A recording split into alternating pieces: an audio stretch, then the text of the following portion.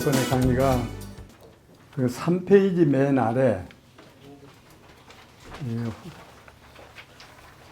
환산가액이라는 걸 설명을 했죠. 환산가액 이것은 여러분들이 유념할 필요가 있어요. 왜냐하면 환산가액으로 오니까 훨씬 이익되는 게 많다는 거예요. 지난번에도 얘기했다시피 최근에 거래한 것은 안 되고 옛날 거래한 것은 이 방법을 쓰니까 상당히 유리한 걸 봤어요. 그래서 좀 관심 가져주시라 이렇게 얘기했습니다. 그 밑에 이 밑에서 한 8째 줄 다 5번이라고 되어 있고 부당행위 계산이라고 하는 게 나와 있죠. 그래서 이 일반 국민들이 제일 이해 못하는 대목이 이 부당행위예요. 부당행위. 근데 이 부당행위 계산에 관한 규정은 양도소득세에만 있는 게 아니고 모든 세법에 다 이 규정이 있어요. 부당행위. 모든 세법에. 심지어 뭐 간접세 같은 데도 다 부당행위라는 게 있어요. 그건 무슨 얘기냐면 나는 적당한 행위라고 했는데 적법한 행위라고 했는데 정부가 볼 때는 이거 부당하다고 하는 거예요. 그러면 적당과 부당의 그 차이가 어떤 것이냐 이게 아주 애매하단 말이에요. 적당과 부당. 근데 이제 이 부당행위라고 하는 것은 이 정부가 국가가 이 조세 확보를 해야 돼요. 세금 안 들어오면 조세 확보 못하면 나라 살림살이를 못하니까 그런 쪽에다 아무래도 이제 중점을 두고 하다 보니까 국민들 나름으로 이거 적법했다고 하더라도 정부 입장에서는 이거 적법하다고 못 보겠다. 적법은 흘는지 몰라도 적당하다고는 못 보겠다. 적절하다고는 못 보겠다 하는 게 이 부당이에요. 그런데 그러면 적정과 부정, 적당과 부당 이게 한계가 아주 애매하단 말이에요. 한계가. 그래서 심지어는 이 공무원들이 뭐라고 하냐면 이 규정이 이 대목 규정이 자기에게들에게 쥐어준 칼이다 이렇게 생각해요. 칼이다. 마음에 안 맞으면 이거 부당해 칼로 쳐버린다고 말이에요. 자기들 무기다 이렇게 생각합니다. 이 규정을. 근데 세법마다 다 있어요. 부당하다는 게. 그래서 양도소득세에도 역시 부당행위라고 하는 게 있다. 부당한 행위라고 발견이 될 때는 자기들이 보는 적당한 행위로 계산을 다시 할 수 있다. 그래서 여기다 계산자를 붙여서 부당행위 계산 이렇게 얘기합니다. 그러면 양도소득세에서는 그 정부가 보는 부당하다고 하는 게 어떤 거냐?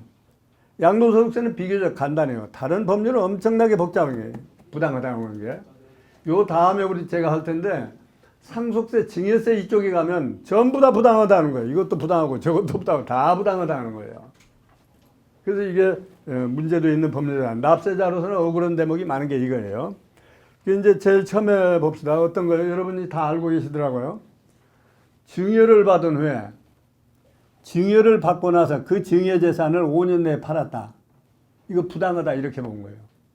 근데 민법이나 다른 법률에 보면 내가 오늘 샀다 내일 팔 수도 있는 거지. 그렇죠? 왜 이걸 부당하다고 하느냐 얘기예요. 세법에서만 이거 부당하다고 하는 거예요. 부당하다. 그 어떤 겁니까? 증여자가 양도한 것으로 본다. 그러니까 무슨 얘기냐면 이게 양도자입니다. 가령 쉽게 이게 아버지라고 그럽시다. 아들에게 증여를 했어요. 그리고 아들이 5년이 되기 전에 이걸 팔았어요. 그러니까 요 기간이 5년이 못 된다. 그럼 아들이 팔았잖아요, 분명히. 또 증여를 받을 때는 증여세를 냈잖아요, 아들이. 그런데도 불구하고 이거 부당한 행위다. 아버지가 지금 와서 판 거다. 이렇게 과세한다는 거예요. 그러니까 이런 것이 상식으로 납득이 안 되는 거예요. 그렇죠? 아니 급하면 오늘 샀다 내일이라도 팔아야 되고 3년 내에도 팔고 2년 내에도 팔고 이건 저 재산권 보장을 위해서 다 보장되어 있는 것은 다른 법률에서는. 근데 세법에서만 이건 인정 못해. 그러면 어때요? 아버지가 판 걸로 보면 취득가액도 아버지가 산 가격만 빼주죠. 그리고 이 시점에 아버지가 판 걸로 보니까 요 당시 세율로 계산하죠. 양도 차익도 어때요? 이 기간 동안에는 이미 증여세를 내버렸죠. 그러니까 실제 차익이 발생한 것은 아들이 증여받은 이 기간에서만 차익이 생겼는데 이거 다 무시하고 전 이 기간 동안에 아버지가 다 본 거다 이렇게 보는 거예요. 그러니까 이거 잘못하면 엄청나게 큰일 나요. 이게 부당해요. 아 그래서 그러면 증여세는 내줘야 될 거 아니에요. 그렇죠? 아버지가 판걸면 아들이 증여세는 내줘야 될 거 아니에요. 그래서 안 내주지는 않고 그렇다고 해서 세금을 바로 내주는 건 아니고 증여세 낸 것은 아버지 양도소득세 계산할 때 경비로 인정해 줘야 된다. 세금으로 낸 거고 경비로 봐주는 거고 차이가 많이 나죠. 세금으로 내줘야 되죠. 세금으로 안 내주고 또 아주 안 내준다고 하기는 또 너무 그렇고 하니까 그럼 비용으로 인정해 줄게 이렇게 돼 있다. 그래서 5년에 팔면 큰일 난 사람들 많이 있어요. 그래서 이 얘기입니다. 여러분 상식으로 많이 알고 계시더라고요. 그 다음에 이제 두 번째 부당행위. 어떤 것을 또 부당하다고 하느냐. 특수관계인하고 거래한 경우. 특수관계. 이 특수관계가 또 엄청나게 복잡합니다. 어떤 사람이 특수관계 있느냐. 요전에 한번 내가 다른 강의할 때 얘기했죠. 저 친족끼리 같은 김씨끼리 하면 어디까지가 특수관계 있다고 그랬어요? 육촌까지 특수관계 있다고 봐. 육촌. 미안하지만은 여러분들은 참 육촌 관계까지는 따질 수 있지만 요 젊은 애들 육촌 몰라요. 그렇죠? 겨우 사촌 아는데 육촌까지도 다 특수관계 있다. 그러니까 육촌하고 거래한 것은 그냥 안 두겠다. 정부에서 보는 합당한 거래로 해야 된다. 그런 얘기예요. 이런 특수관계 있는 거래를 한 것은 그러면 본인 거래한 건 무시해버리고 본인이 얼마 받고 한 건 무시해버리고 뭘로 과세한다고 했어요? 시가로 과세한다. 시가. 근데 시가라고 하는 것 자체가 몹시 애매한 거 아닙니까? 그렇죠? 얼마가 시가예요? 몰라요. 물론 떠도는 얘기는 있어요. 그러나 떠도는 얘기 가지고 시가로 보면 안 되거든. 명백하고 객관적이어야지. 어떤 것이 있느냐. 그래서 이제 세법에서는 시가는 이렇게 본다. 이렇게 예를 뚝 들어줘. 예를 여러 가지 들어줘. 이런 경우에는 이것이 바로 시가로 보는 것이다. 예를 들어줬는데 가끔 이 재판에까지 가면 판사들은 그것도 무시하고 내가 보기에는 이거 시가인데 이렇게 과세해버리는 경우가 있다고요. 그 시가로 과세한다고 원칙이 되어 있기 때문에. 그래서 거기 보면 거래 차액이 3억 원 이상 났다. 이건 부당하다. 그러니까 차이가 조금 나는 건 좋은데 3억 원 이상 차이가 났다. 그러니까 특수관계 아닌 사람하고 거래했더라면 얼마 받을 수 있는 건데 특수관계하고 거래함으로써 3억 이상 적게 주었다. 또는 3억 이상 많은 금액으로 사주었다. 이게 다 부당한 거래다. 이렇게 본다는 거죠. 또 하나는 뭐예요? 100분의 5 이상 짰다. 그러니까 하나는 금액으로 차이를 내고 하나는 비율로 차이를 내고 그러니까 3억 이상 차이가 나거나 또는 비율로 100분의 5 이상 차이 나면 이것은 부당한 거다 본다 그런 얘기예요. 근데 우리 일상 거래에서는 어떻습니까? 이 사회에서는 급하면 싸게 파는 거 아닙니까? 그렇죠? 급하면. 근데 100분의 5 이상 차이가 벌어지면 안 된다. 그러니까 이게 이 세법이라고 하는 게 그래서 아주 나쁜 법이에요. 그러나 이제 국가재정상 할 수 없이 이제 이런 규정을 만든 거죠. 근데 문제는 이제 여기 있어요. 이제 가령 3억 이상 차이가 난 경우죠. 그러니까 가령 나는 5억에 팔았는데 정부에서는 이거 5억 너무 싸게 팔았다. 내가 생각에는 한 8억짜리다 시가가. 그러면 여기서 3억 이상 차이가 나버렸죠. 그러면 이런 경우 부당한 거래다 이렇게 본다고 그랬죠. 근데 문제는 그러면 이 3억 차이가 나니까 3억 공제해준 3억을 뺀 나머지만 부당하다고 하느냐, 전부를 부당하다고 하느냐, 그 세무사들도 몰라서 자꾸 물어요. 그러니까 요거에 걸리면 전부 다 부당하다고 보는 거예요. 그 3억 빼주는 게 없어요. 우리 생각 같으면 3억 이상 차이가 나면 문제라고 그랬으니까 3억 이상 나는 것만 부당하다고 봐야 될 거 아니에요. 그거 아니에요. 여기 선에 딱 걸려들면 전부 다 부당하다고 보는 거예요. 이것도 참 문제예요. 요새 이번에 저 소득세 신고 올 때도 우리 세무사들도 나한테 자꾸 이 질문이 와요. 3억 빼줘야 되느냐. 가령 아까 100분의 5 이상 차이가 나도 문제죠. 100분의 5 이상. 그런데 공무원들 생각은 100분의 5 차이가 난 게 내가 보니까 100분의 7나 차이가 났다. 그러면 5는 봐주고 초과된 5보다도 초과한 2%만 그러면 부당하다고 보느냐? 아니에요. 여기 5에서 조금이라도 걸리면 다 부당하다고 보는 거예요. 이게 문제예요. 글자 그대로 왜 그러냐면 그 행위 자체가 부당하다고 보는 거기 때문에 행위 전체를 부인하는 거예요. 그래서 이전도 우리가 간과해서는 안 됩니다. 그래서 거래할 때 여러분들이 이런 법률을 이렇게 윤곽이라도 알고 계시면 이런 문제가 있다더라 해서 더 깊은 것은 전문가한테 가서 물으면 되거든요. 여기 내가 늘 얘기하잖아요. 귀띔을 정도만 여기서 배워도 그게 큰 수학이다. 내가 늘 그렇게 얘기하는 겁니다. 한 장 넘어갑시다. 양도소득금액 계산. 그러니까 지금까지 우리가 공부한 걸 복습하면 양도소득세는 내가 판 가격, 양도가액에서 뭘 빼줘요? 취득가액 플러스 비용, 취득비용 요걸 빼준다고 그랬죠? 그러면 이게 뭐예요? 이때 개념이 양도차익이다 그랬죠? 차익. 그 다음에는 이제 차익이 나면 이 차익에다 바로 과세하는 게 아니고 또 여기서 뭘 빼주어 가지고 그 빼준 나머지를 우리는 소득이라고 한다. 그러니까 우리는 두 번째 이 소득 개념을 지금 보는 거예요. 그럼 이거 뭘 빼주느냐? 차익에서 또 뭘 빼주느냐? 뭘 빼주죠? 장기 보유. 내가 오래 가지고 있었다. 그러면 좀 빼주자 하는 게 장기 보유 공제예요. 이건 왜 빼주느냐 하면 이제 법률만 볼 때는 상당히 빼주니까 그 인심 얻는 것 같은데 우리나라 화폐 가치가 계속 이렇게 떨어져만 왔으니까 건국 이래로 지금까지 화폐 가치가 떨어져만 왔지 올라간 일이 한 번도 없거든요. 그러니까 내가 살 때 1억하고 10년 후에 1억 원은 1억 가치가 완전히 틀리잖아요. 그러면 그 가치로 봐서 1억 원어치를 빼줘야 할 텐데 10년 후에는 1억이 별거 아니에요.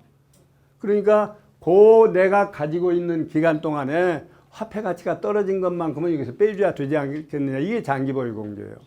그래서 옛날에는 실제로 화폐 가치가 1년에 얼마씩 떨어졌느냐는 정부가 다 공표를 합니다. 한국은행이. 그러면 내가 5년 가지고 있었다가 5년 동안 화폐 가치가 얼마 떨어졌느냐. 다른 말로 하면 인플레가 얼마 들었느냐. 그걸 다 합계해서 여기서 공제를 했는데 이러다 보니까 계산이 너무 복잡하고 그러니까 차라리 그냥 일정 금액 뚝 잘라서 얼마씩 빼주자 이렇게 만든 게 장기보유 공제예요. 그래서 이제 장기보유 공제를 해온 나머지를 소득이라고 한다.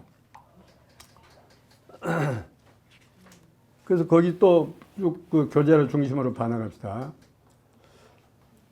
그러니까 양도 차익의 보유 기간에 따른 공제율을 곱해서 계산한다. 다만 이 단서, 여러분 서울 사시니까 불리한 게 많죠 지금.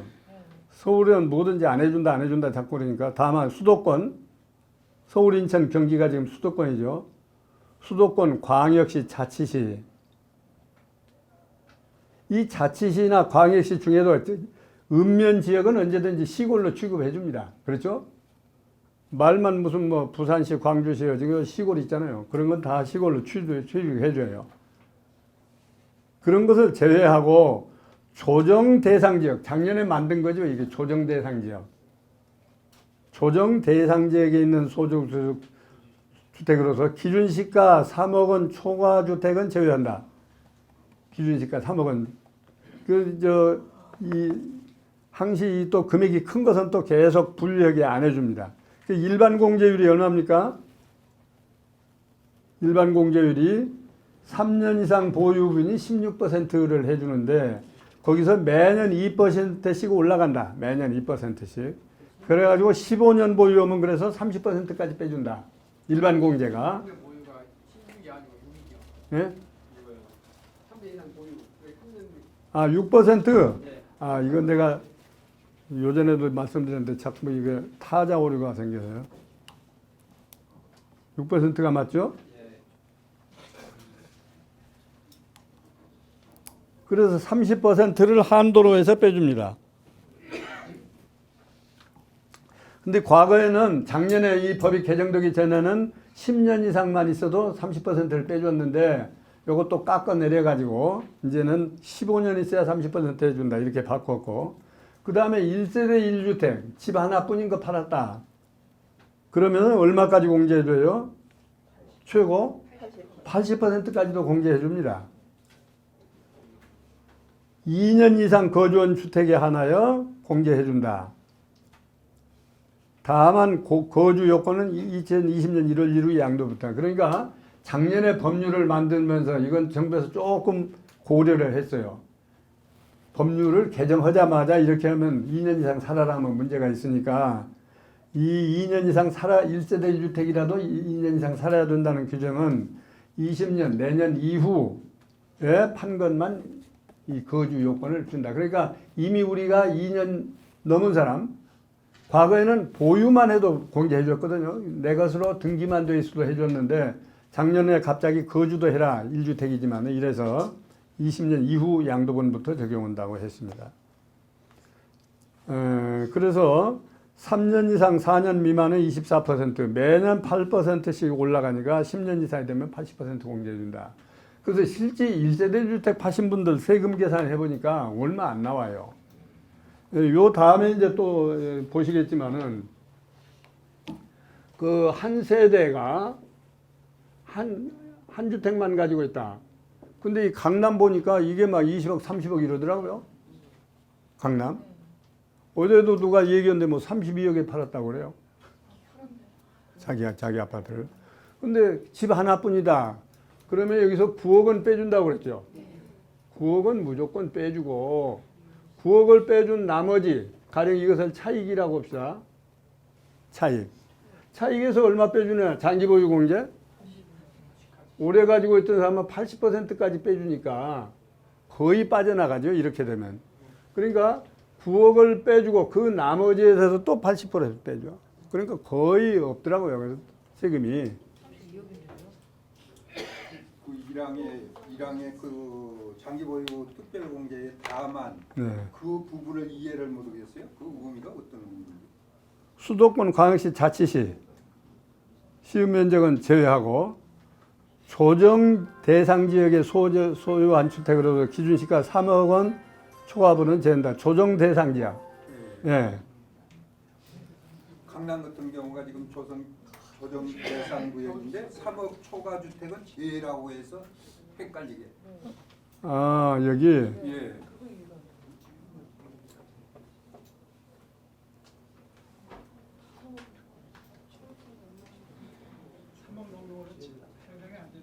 아니, 그게 아니고 수도권 광역시 자치시 이런 것은 제외한다고 그랬죠.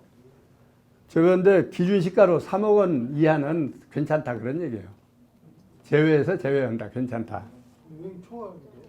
응?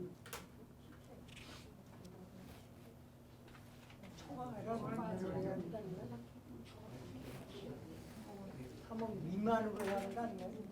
3억 원 미만일 것 같아요. 요거 내가 확인해서 나중에 말씀드리겠습니다. 그 다음에 이제 더 내려오면 추가 공제하는 것도 또 있다. 보유 공제가 여러 가지 있습니다. 추가 공제. 추가 공제는 어떤 거냐면 장기 임대주택. 이 장기 임대주택은 이제 법률에 의해서 어떤 것이 그러면 장기 임대주택이냐. 여기 보면 민간 매입 임대주택이라는 게 있고 건설 임대주택이라는 거 있습니다. 법률이 세법이 아니고 다른 법률에 의해서 이런 규정이 있습니다. 이런 것으로서 6년 이상 임대주택은 추가 공제를 해준다. 6년 이상 7년 미만은 2%, 7년 이상 이렇게 4%, 6%, 8%, 10% 이렇게 해서 최고 10년 이상은 10%까지도 추가 공제를 해준다. 그래서 장기 보유 공제가 꽤 많이 해줍니다. 그러면 이제 그 나머지가 소득이라고 그랬으니까 이 소득입니다. 그러면 소득에 대해서 그러면 바로 또 세금을 산출하느냐? 그건 아니라고 그랬죠. 요 다음에 뭘 해야 돼요? 과세 표준을 구해야 되죠. 그러니까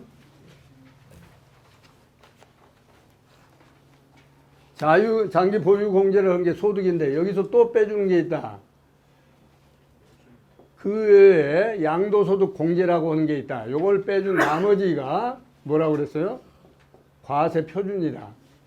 이 과세 표준이 나와야 그때야 비로소 여기다 세율을 곱해서 세액이 얼마인가를 산출한다.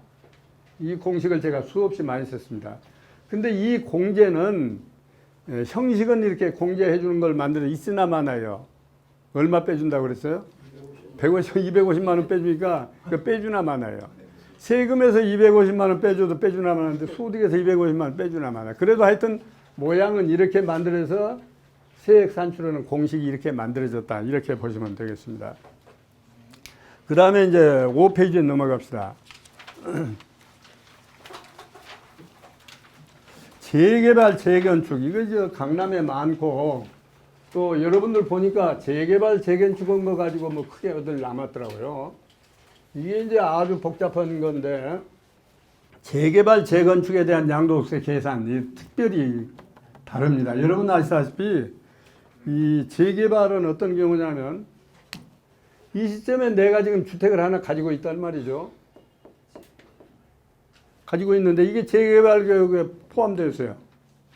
재개발 구역으로 들어가 버렸어요. 이쪽에 이제 재개발 구역으로 들어가서 재개발이 시작됩니다.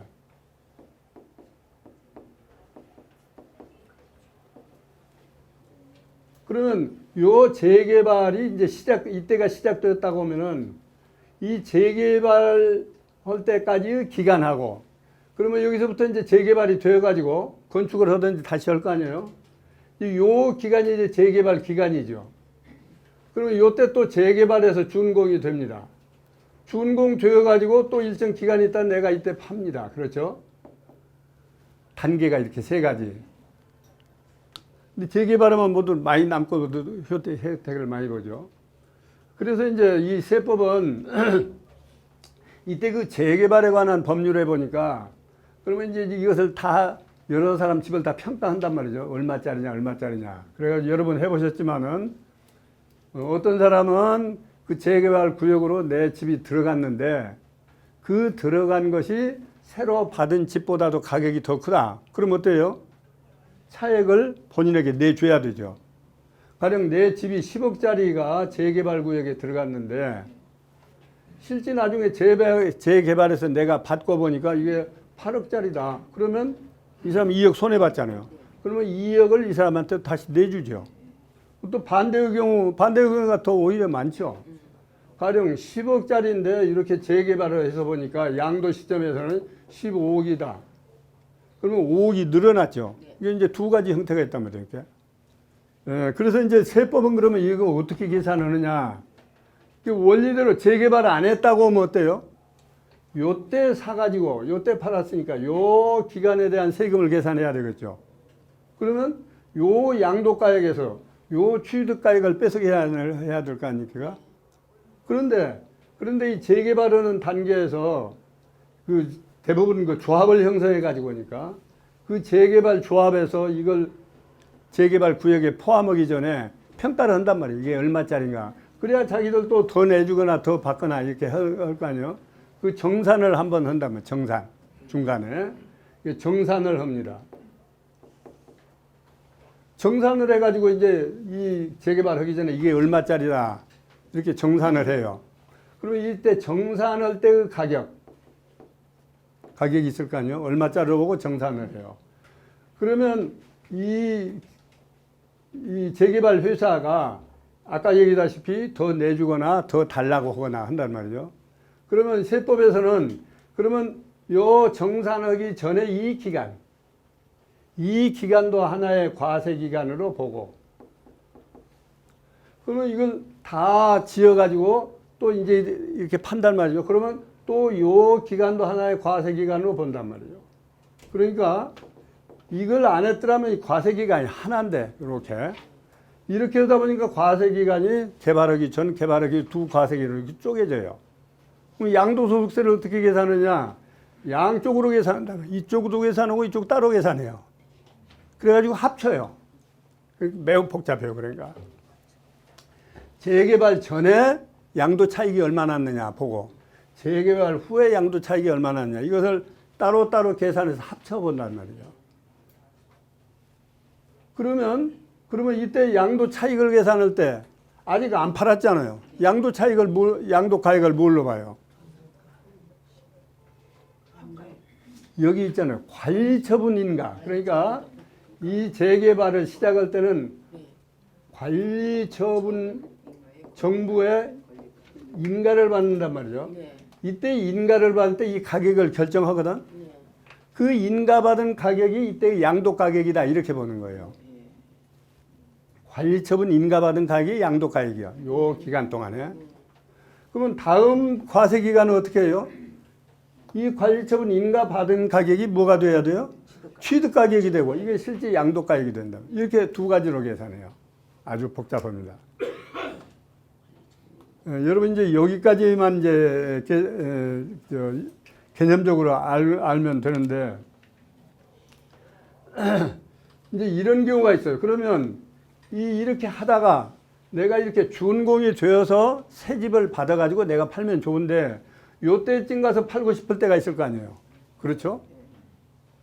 이제 아직 준공이 덜 됐는데 그 기간 중에 팔고 싶다. 그러면 어떻게 계산해요? 그러면 요 판 가격이 자기 양도 가격은 양도 가격이에요. 그러나 이것은 관리처분 인가가 취득 가격이니까 요 기간권만 계산하는데 요 기간권만. 그러면 나머지 또 이거 하나 과세 기간이 남잖아요. 이렇게 복잡한 문제가 있어요, 이게. 그래서 요거 이제 이게 준공이 되기 전에 이렇게 중간에 팔 때는 이것을 주택으로 파는 게 아니고 입주권으로 팔았다 이렇게 본다. 이건 온전한 주택이 아직 준공이 안 됐으니까 온전한 주택이 아니니까 주택을 양도한 게 아니고 입주권을 양도했다 이렇게 본다. 그 입주권 양도는 어떻게 하느냐? 말 것도 없이 입주권 양도한 가액에서 취득가액 빼가지고 계산한다. 그래서 어느 대목 나가면 그러면 입주권이라고 입주권이 어떤 것이냐는 게 요 다음에 나옵니다. 그래서 여러분들이 이제 흔히 이제 관심 안 두는 게 이거더라고요. 관리처분 인가. 요것은 그 조합에 가면 다 있어요. 조합에 가면 당신네 재산을 얼마로 평가해서 우리가 얼마 준다. 또는 당신 얼마 더 내놔야 된다. 이게 다 있단 말이에요. 그거 가지고 이런 식으로 이제 계산을 해서 양도소득세를 내야 돼요. 이게 엄청 복잡해요. 그거 공통적으로 뭐 층수가 조금 달라. 아니 상관없죠. 그런데 예. 그것이 하나로 통일되어 있습니까? 어떻게 되어 있습니까? 아니요. 그러니까 이 관리처분 인가를 할 때 그것도 다 자기들이 평가해서 가격을 매기니까. 예. 그러니까 세법하고는 그건 상관없죠. 실제로 여기서 인가한 가격이 내 양도 가격이란 말이죠. 그거 팔 때는 이게 취득 가격이고. 그러면 이렇게 생각이 되죠. 그러면 이런 과정을 거쳐서 내가 새 건물을 이제 취득을 했는데 나는 이것도 상관없고 이것도 상관없고 나는 오로지 이때 가지고 있다 새 집 팔아서 이거 팔았다. 그럴 때는 그러면 어떻게 계산해야 돼요? 그러면 사실은 마찬가지가 돼야 되잖아요. 이때가 취득 가격이고 이때 관리처분 인가 가격인데 이렇게 한번 계산하고 이렇게 하나 요걸 처음에 이렇게 뺀 거나 마찬가지예요. 그때는 마찬가지예요. 그렇게 되게 중간에 매매한 것이 이제 문제가 많이 생긴다. 예. 지금 여기 써진 얘기는 그 얘기입니다. 제가 이렇게 좀 그림을 그려서 설명했는데 이 얘기예요. 그래서 이제 이 재개발 재건축이 제일 복잡하다. 그럼 선생님, 당초에 주택을 구입해가지고 마지막에 그 양도했잖아요. 준공 다 끝나고 난 뒤에. 예. 그러면 재개발할 때 아까 관리처분 인가 받을 때 그 금액에서 내가 추가 부담했는 게 있습니다. 예. 그 추가 부담은 당초 취득 금액에 포함시. 아니 이게 이제 두 가지죠. 내가 추가로 돈 받은 것은 여기서 빼야 맞고 받아버렸으니까 또 추가 내가 낸 것은 취득가액에 들어가야 되죠. 당연히. 예, 그렇게 해서 계산합니다. 새로 더 냈으니까 그거까지 내가 취득가액으로 봐야 됩니다. 이런 계산법을 가지고 있는 게 재건축, 재개발 아파트다. 이렇게 보시면 되겠습니다. 그런데 입주권이라고 하는 게 저거하고 조금 구분해야 돼요. 가령 내가 공모할 때 가서 그 당첨된 거 있죠. 그 뭐라고 그러죠? 딱지. 그거하고는 달라요. 이것은 자기 것이요. 분명히 재개발로 인해서 중간에 권리 행사만 보통 자기 집이에요. 그러니까 주택을 판게 되지만은 그건 그 입주권이 아니고 단순한 권리금입니다. 권리금. 추첨권, 당첨권하고 입주권하고는 다르답니다. 당첨권은 아직 자기 것이 안 됐어요. 그거 가지고 있다 자기가 살 권리만 있는 거지. 그거 매매하는 것은 뭘로 오느냐면 기타 소득으로 과세해요. 기타 소득으로. 그러니까 여기 입주권하고는 개념이 다르다. 요 다음에 또 나올 겁니다. 그 양도 시점을 볼 때 임시 사용 허가를 내주는 경우도 예. 있고 예. 완공해서 예. 허가를 내주는 경우. 근데 이제 자세한 규정을 보면 이제 그런 것까지는 안 했습니다만은 양도는 엊그제 보다시피 양도는 어느 날을 양도일로 본다고 그랬어요? 잔금 청산일을 양도일로 본다고 그랬죠? 잔금 청산일. 그런데 어떤 경우에는 또 등기를 먼저 하면 등기한 날로 본다고 그랬죠? 그런데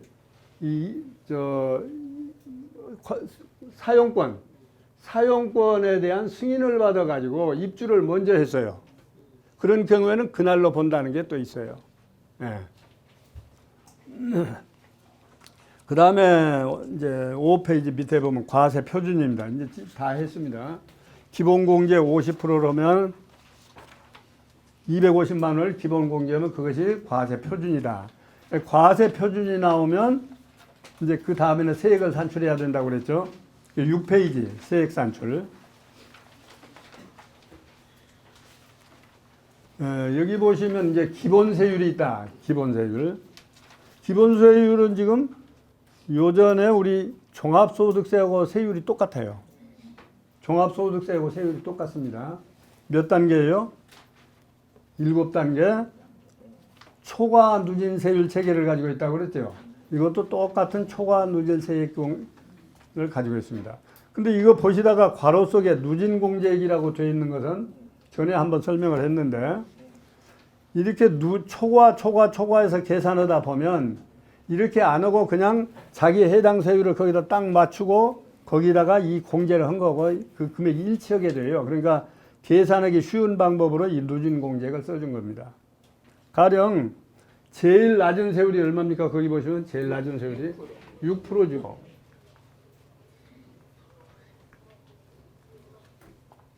제일 낮은 세율이 6%입니다. 그러면 조금 올라가서 제일 높은 세율을 봅시다. 그러면 5억 원 초과는 얼마입니까? 42%죠. 그러면 내가 5억을 초과했다 그러면 이 계산 방식대로면 1200만 원까지 한 단계 계산하고 그 다음에 1200만 원 초과분 또 계산하고 여러 번 7번을 계산해야 이게 세액이 산출되죠. 그러니까 복잡하니까 그러면 42%에 5억을 초과하면 42%니까 가령 6억이라고 봅시다. 그러면 6억에다가 곱하기 42%를 한단 말이죠. 그러면 그냥 6억 전체가 42%가 되죠. 초과 누진이 아니고. 그러면 이렇게 42% 해가지고 여기서 얼마를 빼주라 했어? 누진 공제를 3,540만 원을 빼주면 차근차근 이렇게 계산해서 합친 거고 이렇게 하는 거고 일치해요. 그래서 계산하기 편하게 이렇게 해준 겁니다. 그 다음에 보유기간이 1년 이상 2년 미만은 100분의 40%. 보유기간이 1년도 안 되면 50%. 조합원 입주권은 이제 40%라고 그랬습니다. 비사업용 토지, 이것은 이제 별로 없습니다만 이건 건물은 아니고 토지만 한해서 그렇습니다. 비사업용 토지. 사업에 안 쓰고 그냥 땅으로 지금 그냥 안 쓰고 있다. 이런 것이 10%를 더해요. 그러니까 본래는 내가 6%인데 내가 이번에 양도소득을 계산했더니 나한테 적용될 세율은 6%예요. 근데 이 땅이 필요 없이 가지고 있던 땅이다. 비사업용이다. 그러면 플러스 10%를 더해라. 그러면 얼마짜리가 돼버려요? 16%를 적용해라 이런 얘기예요. 그래서 이게 이제 본세잖아요. 6%라고 하는 게 본세고 10%라고 하면 비사업용이니까 조금 더 내라. 그래서 가산해준율이란 말이에요. 이게 가산율. 근데 본세보다도 가산율이 더 높아 이렇게 되니까. 그렇죠? 말도 아니지. 본세에다가 조금 더 붙여내라 한 게 가산율인데 이쪽에는 6%인데 여기다 10%를 16%가 돼요. 이거 잘못된 거 아니냐. 그러려면 이것을 합리적으로 하려면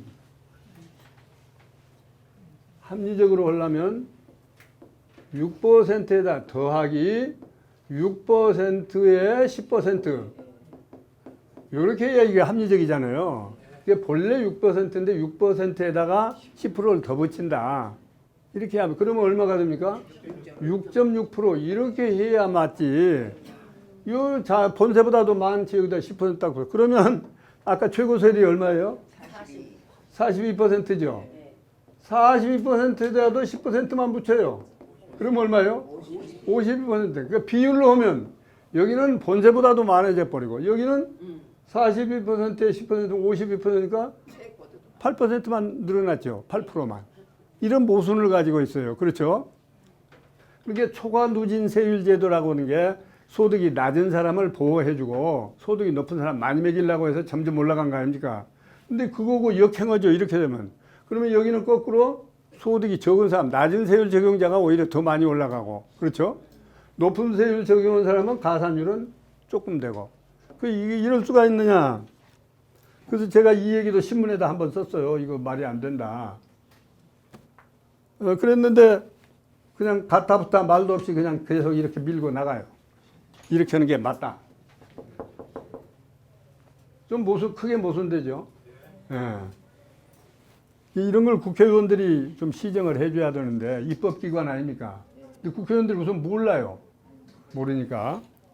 그러면 이제 신문 같은 데라도 열심히 보면 비록 저 같은 사람이 썼지만은 이거 열심히 보면 이게 무슨 문제가 있구나 해서 좀 입법을 해서 할 텐데 국회 지금 몇 달째 지금 잠자고 있죠. 뭐 이 법보다도 훨씬 급한 법률이 지금 낮잠 자고 있잖아요. 이게 참 문제예요.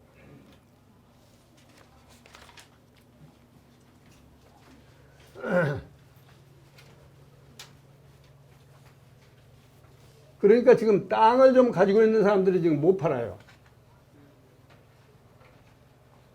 사업용이 안 썼다 해서 밀어붙여 버리니까 못 팔아요 지금. 그런데 어떤 집은 여러분들도 그런 집 많더라고요. 땅은 내 땅인데 건물은 다른 사람명의로 되어 있어요. 그러면 이 땅이 비사업용이에요, 사업용이에요? 사업용으로 봅니다. 왜냐하면 그 쓸데없이 노는 토지를 없애려고 한 거니까 비록 내가 짓게 아니라 남이 지었지만은 이것은 그 땅은 이용되고 있지 않느냐 해서 그건 빼줍니다. 괜찮습니다. 그냥 가만히 놀고 있는 땅, 요것만 이렇게 지금 덧붙여서 봐세요. 10%를 더 붙입니다. 비사업용 토지. 그래서 나무도 심는 거예요. 예, 그렇죠. 근데 나무 심어도 조금 문제 있는 건 있어요. 임야 같은 거 도시 주변에 사는 사람들 많이 있잖아요. 또 남은 사람들도 많이 있고. 그런데 어떤 사람은 이런 법률을 알고 그 임야 소재지에 가서 자기가 살면 그 사업용으로 봐줘요. 내가 조림 사업을 했다고 봐주는데 거기 안 살면 비사업용이에요. 그것도 알지 않으면 안 돼요. 그래서 내가 저 동생 뻘 되는 분이 와서 양도소득세를 계산해 줬어요. 그랬더니 와가지고 자기하고 똑같이 그 산을 샀는데 그 사람은 나보다 세금이 훨씬 적은데 왜 형이 계산해가지고 더 나왔느냐. 그 사람은 어떻게 미리 알고 주민등록 글이 옮겨가지고 거기서 거주했던가 봐요. 그러니까 이제 사업용으로 되고 이 사람은 서울서 살면서 그 땅만 사놓고 안 옮기니까 비사업용이 돼서 세금 차이가 많이 나버린 거예요. 또 하나 이제 중요한 것은 농지는 또 그렇게 거기 주민등록만 옮겨서 안 되고 실제 거기 경작을 해야 돼요. 경작을. 경작했다는 증명을 어떻게 하느냐 이제 복잡한 문제가 있는데 근데 산은 그냥 거기 거주만 해도 이 사업용으로 봐줍니다. 그 점 유의하면 됩니다. 물론 이제 그 산 같은 것도 실지 가서 거주해야 되지만은 그것까지 확인하기는 어려우니까 보통 주민등록 옮겨놓고 어쩌고 하면 다 넘어가요. 공무원들이 그렇게 뭐 남을 해치려고까지 조사는 안 하니까. 그 주민등록 안 옮겨 산 사람만 그렇게 하더라고요. 이제 그 밑에 6페이지. 이제 세율이 이제 5가지를 봤죠, 우리가. 기본 세율, 보유기간에 따라서 1년짜리, 2년짜리, 뭐 비사업용 미등기. 등기 안 하고 팔면 더구나 70%입니다. 그 다음에 이제 6번은 1세대 2주택자. 그러면 3주택자도 있고 4주택자도 있을 거 아닙니까? 일단 1세대 2주택자. 3주택자나 2주택자나 거의 같아요. 그러니까 2주택 보면 3주택도 내나 같다. 이렇게 보시면 돼요. 2주택만 봅시다. 그러면 1세대 2주택이던 사람은 어떻게 하느냐? 10%를 더 붙여요. 아까 여긴 기본 세율에다가 가령 내가 해보니까 나는 30%에 해당된다. 이번에 내가 판 양도소득은 30% 적용하면 된다 하는데 무조건 여기다 또 10%를 더 붙여버려요. 그러니까 이 사람은 40%가 돼버린 거죠. 2주택자는. 그래서 조정 대상 지역에 있는 주택입니다. 첫째 요건은 조정 대상 지역이다. 그래가지고 10%를 더 붙인다. 그 셋째 줄에 보면 다만이 있습니다. 다만.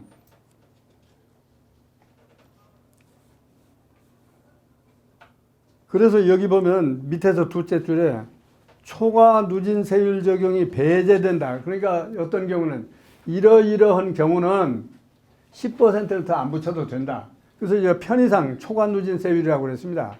자꾸 더 붙이죠. 더 붙이는데 다음과 같은 경우에는 빼도 된다. 더 안 붙인다.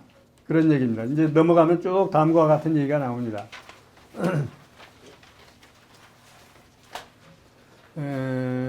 첫째 이 주택은 소재를 기준해서 이 주택이 어디 있느냐 하는 그 소재를 기준해서 본래 수도권 광역시 자치시 여기만 이렇게 한다는 겁니다. 수도권 광역시 자치시. 왜냐하면 이쪽에만 자꾸 사람이 몰려들고 이쪽만 가격이 오르니까 그런 거예요. 그 다음에 또 하나는 가격으로 기준을 한 거 있습니다.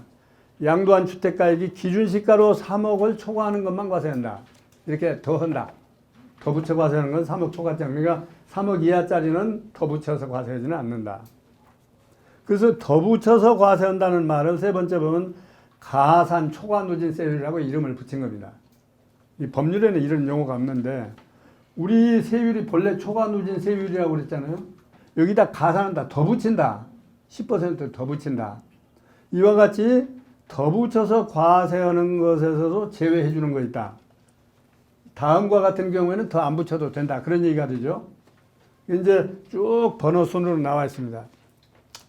이제 맨 첫 번째는 여기 167.3 제1항 2호부터 8호 2까지 이렇게 했는데 여러분 이거 조문만 가지고는 모르죠. 이게 다 임대주택 얘기입니다. 임대주택. 그러니까 여러분은 그냥 시행령 160.3 1항 2호부터 8호 2까지 이랬는데 이게 다 임대주택 얘기입니다. 그러니까 임대주택이라고 해서 다 하는 게 아니고 임대주택 요건이 나와 있죠. 이러이러한 임대주택은 주택수에 안 들어가니까 그건 빼준다. 그래서 이제 그 밑에 이제 쭉 나옵니다. 첫 번째 빼주는 게 뭡니까? 장기임대주택. 장기임대주택은 2주택이라도 이 장기임대주택은 빼고 나머지만 가지고 주택수를 계산해라. 장기임대주택. 거기 보면 이제 그 둘째 줄에 다만 있습니다. 다만 기존 사업자 등록일인 2003년 10월 29일 이렇게 2003년이니까 지금부터 한 15년 전쯤 더 돼요. 이렇게 법률이 계속 개정되어 오니까 그때까지 사업자 등록을 안 했지만은 2004년 6월 30일까지만 등록을 하면 옛날부터 등록한 것으로 봐준다는 규정들이 있었어요. 그러니까 혹시 이때부터 가지고 계셨던 분은 내가 할 때는 처음에는 난 등록이 안 됐다 그러더라도 2004년 6월 30일까지만 했으면 그 전에 이미 등록한 걸로 봐준다. 이렇게 보완을 해줬습니다. 그러면 어떤 것이 장기임대주택이냐? 어떤 것이 장기임대주택이냐? 가나다라로 쭉 나옵니다. 첫째는 민간 임대주택을 1호 이상, 한 집만 그렇게 임대해도 여기 해당이 됩니다. 5년 이상 임대하고, 첫째가 하는 게 5년 이상 임대해야 됩니다. 그 다음에 임대 개실 당시 기준 시가가 6억 원 이하여야 됩니다. 수도권 밖의 지역은 3억이고, 이렇게 임대주택으로 등록한 주택은 중과세. 우리는 흔히 중과세라고 그러죠. 중과세에서 제외해 준다.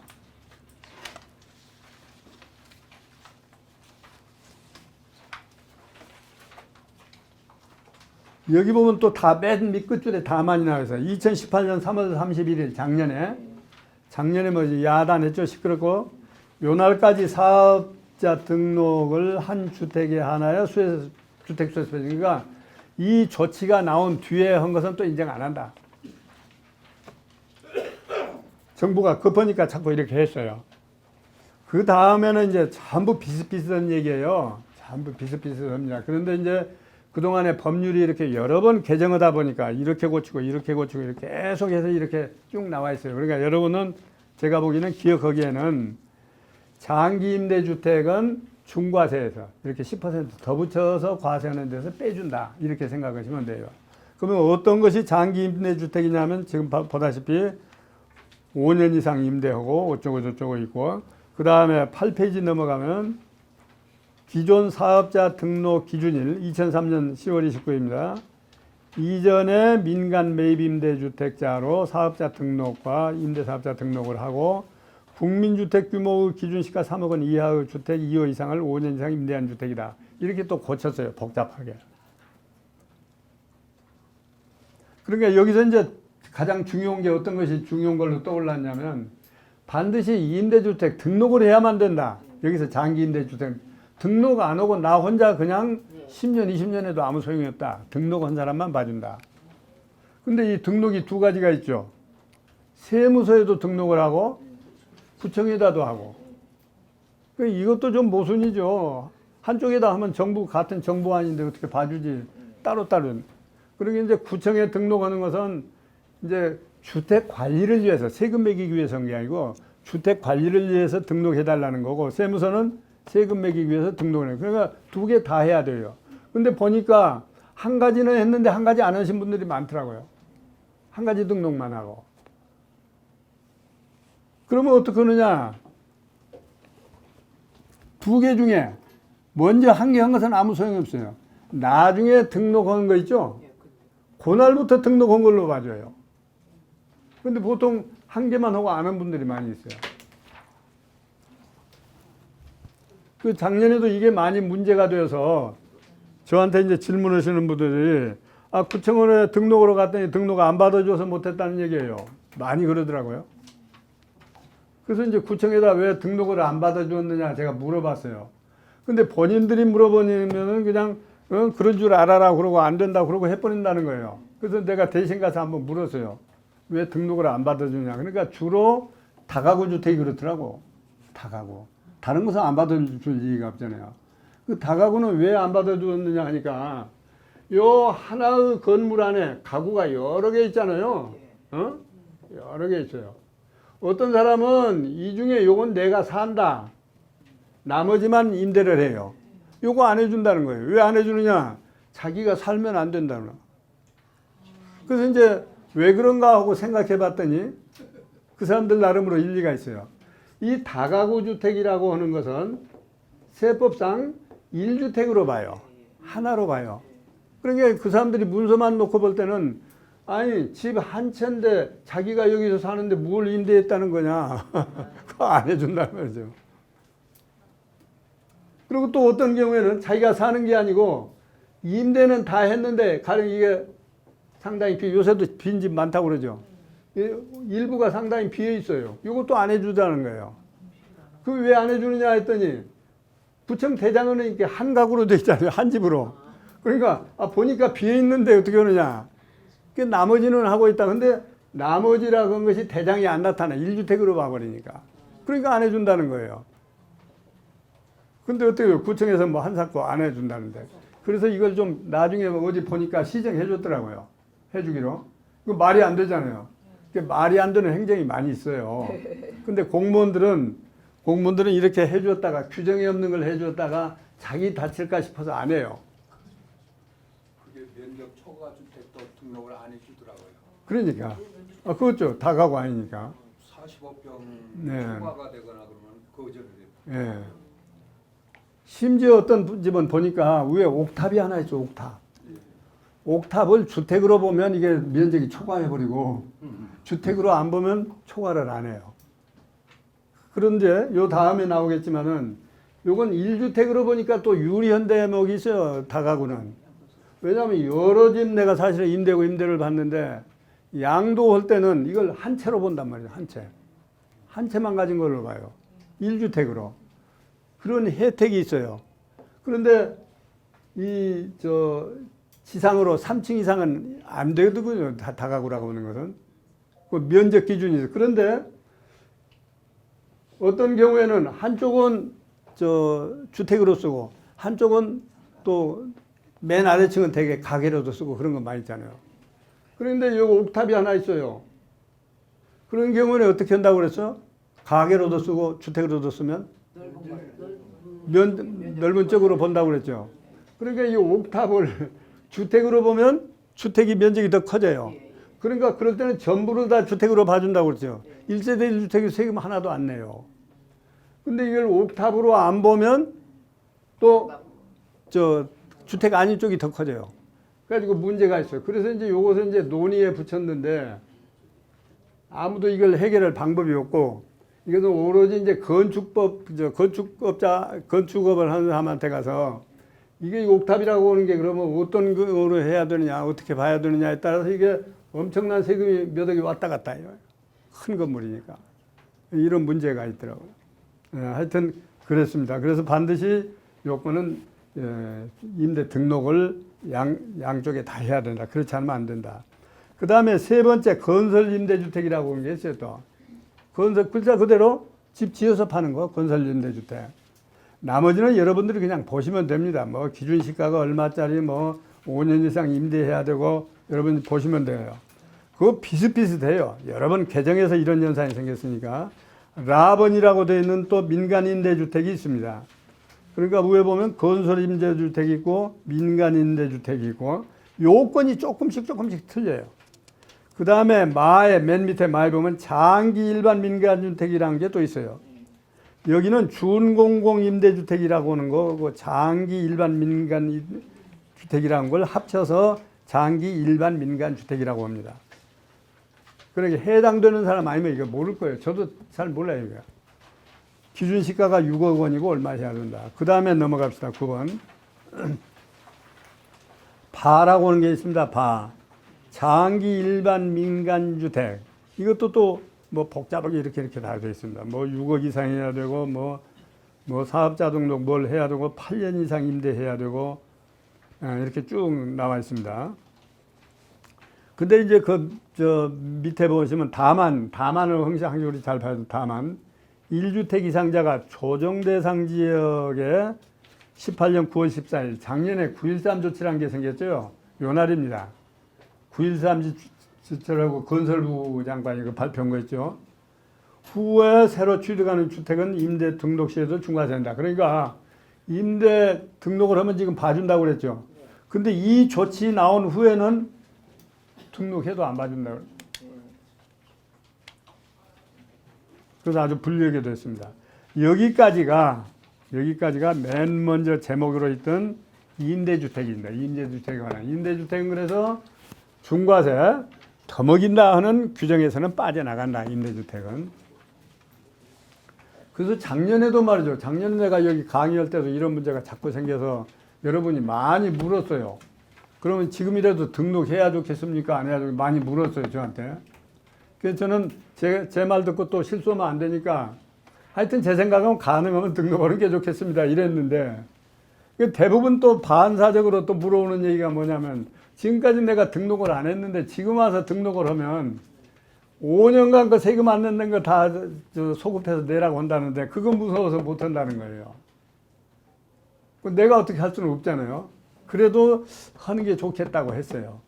그때 한 사람들은 다 괜찮하고 이거 발표한 뒤에는 지금 안 되는 거죠. 등록해도 지금 안 봐준다 그랬으니까. 근데 그때 2천만 원 이하는 안 해도 된다고 그랬지 않았어요? 이 문제하고는 다른 문제죠. 예. 그래서 그때도 제가 이런 얘기까지 했어요. 제가 다 기억하는데 가능하면 등록하는 게 좋겠습니다. 그러니까 5년 거 소급해서 세금 내라고 하면 큰일 나지 않느냐. 그런데 여러분이 착각하고 있는 거 있어요. 그러면 임대 등록 안 하고 하면 세금 안 내도 되느냐? 그거 아니에요. 임대 등록 안 해도 세금은 어차피 내야 되는 걸 내가 사실상 안 낸 거지.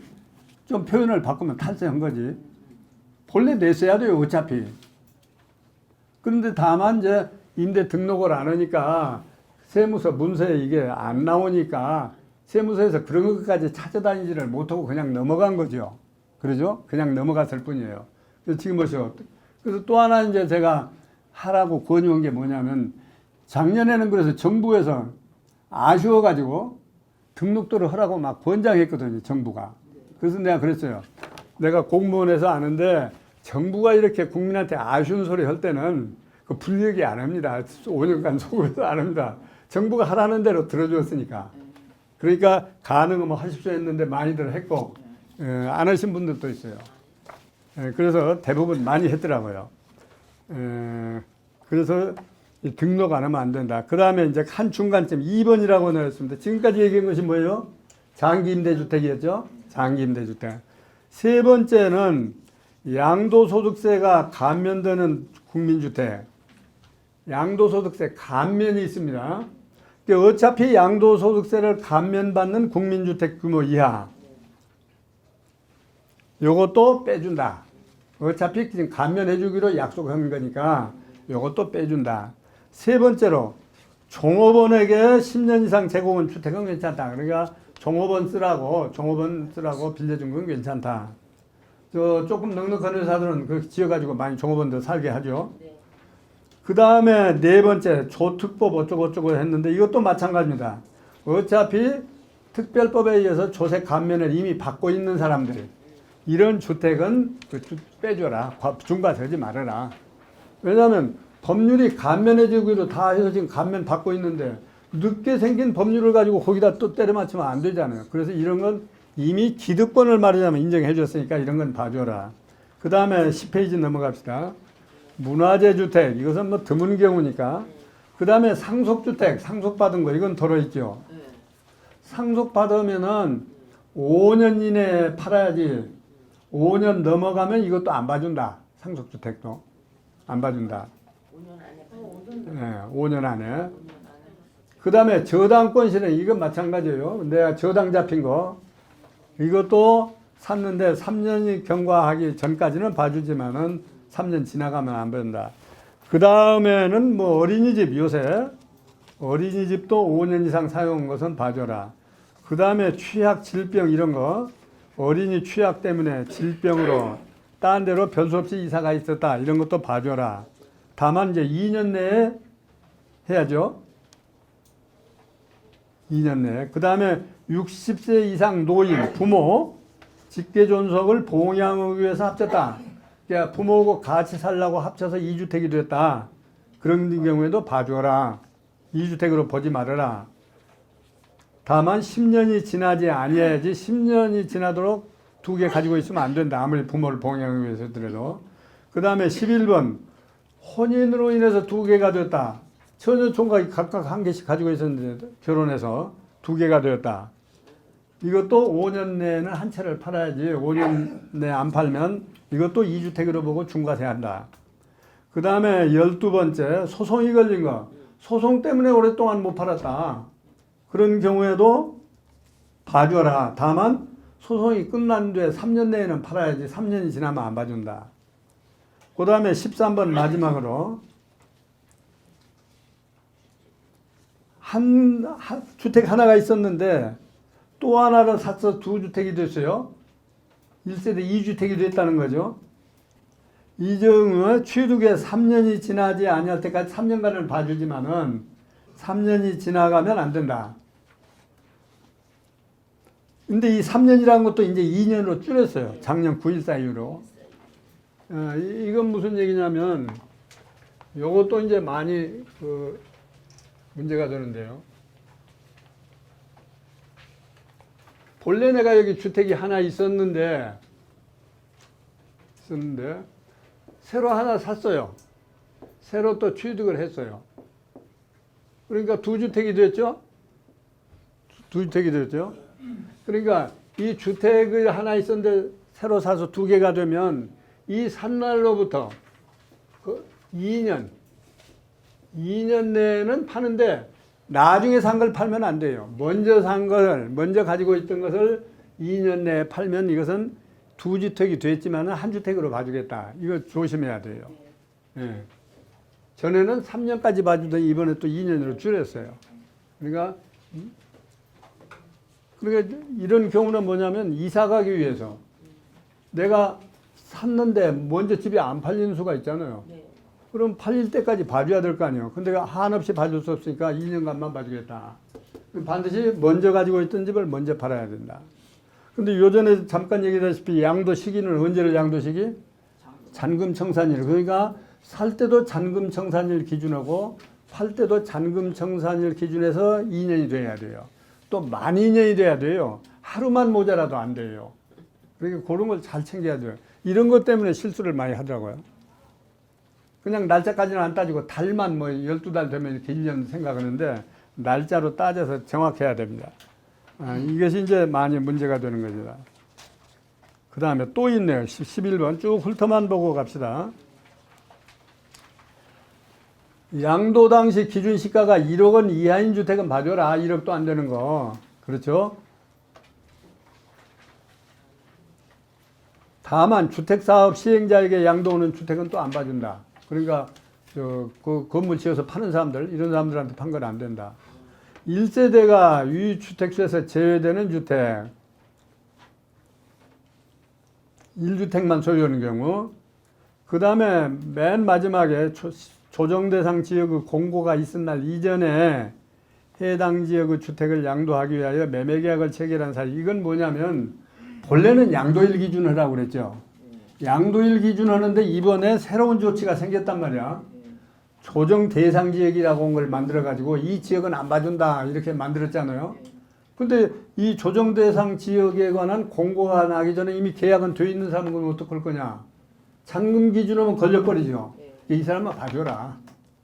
이미 계약이 돼 있는 사람은 봐줘라. 이런 얘기입니다.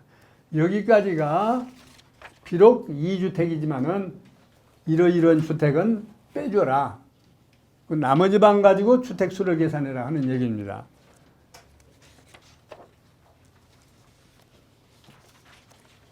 그러면 아주 본 김에 11페이지 한가운데 7번이라고 되어 있습니다. 1세대 그러면 3주택은 어떻게 할 거냐? 세 채 가진 사람. 세 채 가진 사람은 얼마를 더 붙여요? 20%를 더 붙여. 그러니까 내가 본래 이런 것이 아니었다면 내가 30% 적용을 받아야 되는데 세율을 3주택에 해당이 되면 20% 더 붙이니까 50%를 50%. 그러니까 견딜 수가 없죠. 근데 이 경우에도 아까 2주택 경우와 똑같이 임대주택 무슨 주택은 다 빼줘요. 3주택의 경우에도. 그러니까 요거는 제가 설명을 필요가 없을 것 같습니다.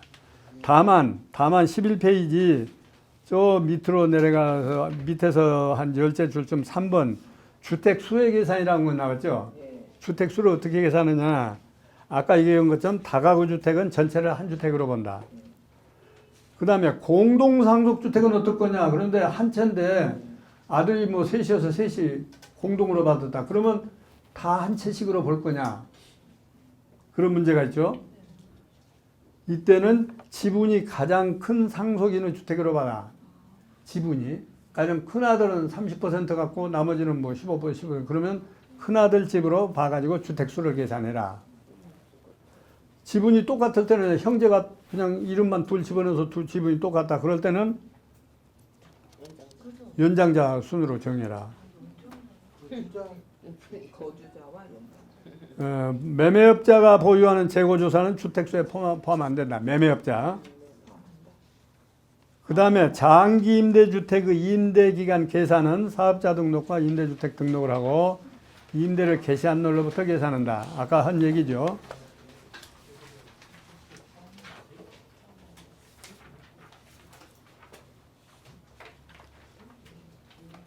그 다음에 12페이지 아주 조금 더 봅시다. 12페이지 두 번째 줄에 5번이라고 되어 있습니다. 여기는 무슨 얘기냐면 가령 5년 이상 임대해야 봐준다 그런 거 있죠. 또 또 어떤 것은 10년 이상 임대해야 봐준다 이런 게 나오죠. 그런데 가령 나는 여기 집에 하나 있었는데 또 하나 사서 2개 됐어요. 근데 임대 등록이 다 돼 있어요. 근데 나중에 산 걸 등록한 때로부터는 아직 5년이 경과 안 했어요. 5년이 경과해야 임대주택으로서 봐준다고 그랬는데 나중에 산 것은 아직 5년이 못 지났는데 할 수 없이 팔았어요. 그럴 수도 있겠죠? 급하니까. 그럴 때는 그러면 주택소득 빼주냐 안 빼주냐 하는 얘기예요. 여기서는 일단 빼주어라. 임대 등록이 돼 있으면 임대 의무 기간 5년 임대해라 했는데 5년 못 되어도 일단 빼주어라. 등록된 것만으로도 빼주어라. 다만 이걸 앞으로 5년을 임대하는가 안 하는가 두고 보는 거예요. 5년 다 경과하면 좋고 5년 되기 전에 또 이것도 팔았다 그러면 옛날 봐준 거 또 내라 이렇게 하겠다는 얘기예요.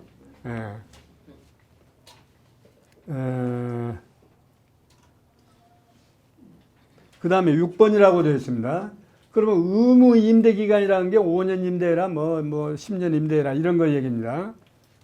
그래서 공익사업용 토지로서 토지가 됐다. 가령 뭐 수용이 된다든지 그렇죠. 그런 경우에는 계속 임대 사용하거나 무상으로 본 것으로 봐준다. 그 다음에 아까 얘기한 재개발, 재건축도 나왔습니다. 소규모 재건축 사업의 사유로 의무 임대 호수를 임대하지 못한 경우에는 관리처분 계획 등 인가일 전 6개월 전부터 후 6개월까지 기간은 의무 임대 기간을 계산합니다. 이건 뭐냐면 그러니까 1년간은 그 기간에서 임대 안 해도 봐줘라 그러지. 1년간. 그 임대를 못하고 있다. 이 재건축 때문에 임대를 못하고 있다. 그럴 때는 관리처분 인가라고 한 거 있죠. 그 인가 전 6개월, 후 6개월. 요 1년간은 임대한 것으로 간주해줘라. 그런 얘기입니다. 짓는 기간 동안도 임대 못하지 않습니까? 예, 그런데 여기는 지금 6개월만 해놨어요. 짓는 기간 다 봐줘야 할 텐데 그것도 내가 한번 검토를 할 겁니다. 그 다음에 혼인으로 인해서 3주택이 된 경우에 5년 이상 아까 얘기했는 거. 그 다음에 이제 마지막입니다. 여기까지만 합시다. 7번 분양권 양도소득세라고 그런 게 있어요. 분양권 세율. 아까 제가 분양권하고 입주권하고 개념이 다르다 그랬죠. 그 얘기가 여기서 말하는 분양권은 입주권이 아니고 추첨해서 당첨권 요걸 얘기합니다. 추첨해서 당첨만 된 거. 그러니까 아직 자기 집이 안 된 거죠. 아까 입주권은 뭐예요? 자기 집이죠. 자기 집인데 재건축으로 해서 아직 못 들어간 것 뿐이죠. 그건 입주권이고, 그러니까 입주만 못하고 있다 그런 거고, 여기는 분양권은 당첨만 돼가지고 아직 내 것이 아니다. 근데 당첨권 자체를 매매하잖아요. 그런 경우입니다. 이런 경우에는 무조건 50% 과세해라. 그런데 이 경우에는 곤란한 게 분양권이라고 하는 게 취득가액이 아까 양도소득이니까 소득을 계산해야 할 텐데 취득가액이 있어요 없어요? 취득가액, 취득 비용이 있어요 없어요? 가서 내가 어쩌다 잘 뽑아서 당첨됐는데 비용이 있어요 없어요? 없죠. 예. 그러니까 이게 이런 거 걸리면 아주 굉장히 세금 많이 내죠. 예. 물론 저기 왔다 갔다 하고 신발 달아지고 그런 거 있지만 그런 거 빼놓고 나면 비용이 없어요. 그래서 그러니까 정부에서도 이것은 무지하게 많이 매기려고 그냥 무조건 50%다 이렇게 때려놓은 거예요. 그 다음에 비과세가 있는데요. 요 다음 시간에 합시다. 감사합니다.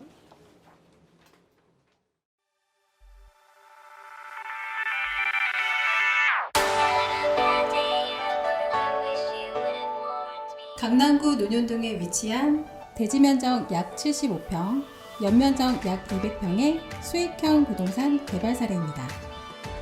인지도 있는 브랜드와 연계하여 임차인이 선호하는 최상의 공간을 만들어갑니다. 소호 사무실을 계획하여 수익률을 극대화하였습니다. 1층 필로티를 활용한 편리한 주차, 풀옵션 주거 공간과 독립된 옥상 정원, 전용 면적 5평에서 7평대까지 고급 임대주택의 수익 극대화가 되도록 가구와 자재를 선별하였습니다. 풀옵션으로 전자제품, 가구류와 집기류가 모두 포함되도록 계획하였습니다. 매각 시 자산가치가 높을 건축물로 디자인하였습니다.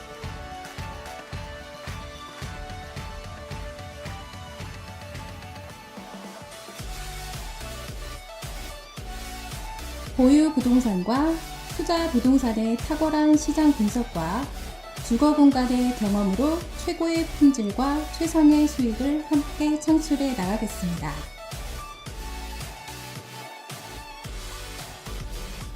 책임, 위탁, 전속, 일반 관리 등 건물주 취향에 따라 선택 가능합니다. 수금 책임제로 월세 미납 시 대납해 드립니다. 공실 클럽 및 제휴사의 광고를 통한 타사 대비 공실률 최소화로 인해 수익률 증가가 가능합니다.